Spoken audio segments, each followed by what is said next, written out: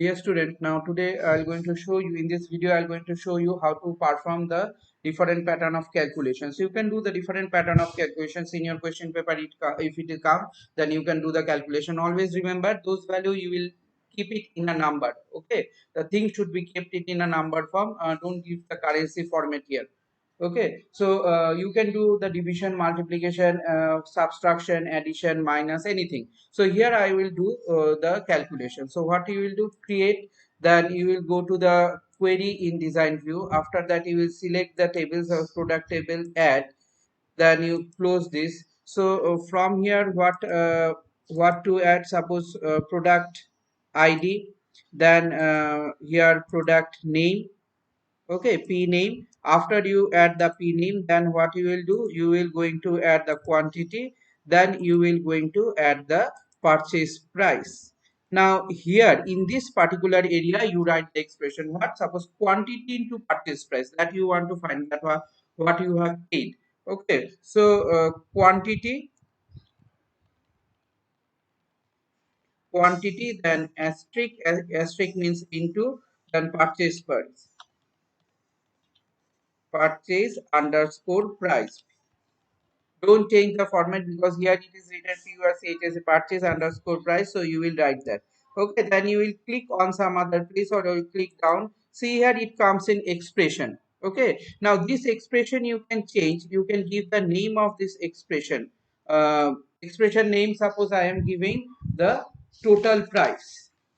Okay, TOTAL, total underscore price, total price. Suppose this has been given. Now you go to the run option. See here, red mark run option is there. So if you go on this particular one, you see the total price is calculated and it is been shown. This is one. This is on page number 126. So you can apply any type of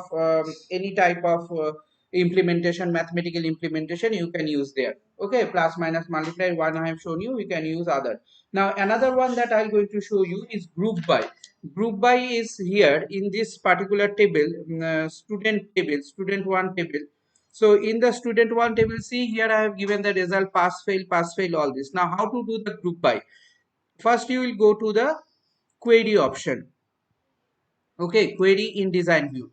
After you query in design view, then student one. Okay, after you select the student one, close it. Now first you select what you need to select. You need to select the student roll number.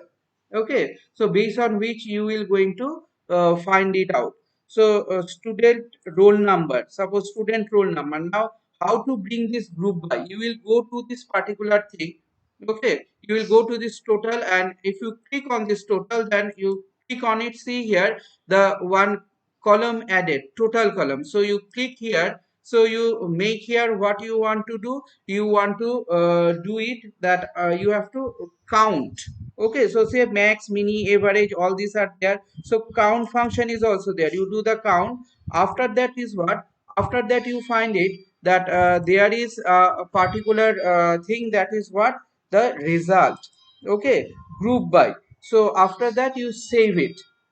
Save this group by option.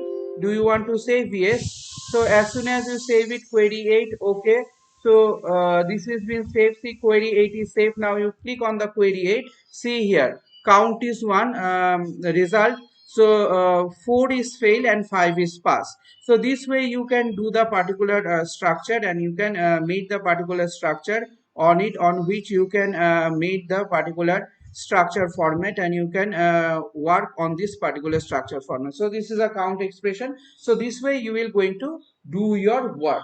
Okay, so this way you can do the work. So here I have shown you the queries with the addition, multiplication, subtraction, all this.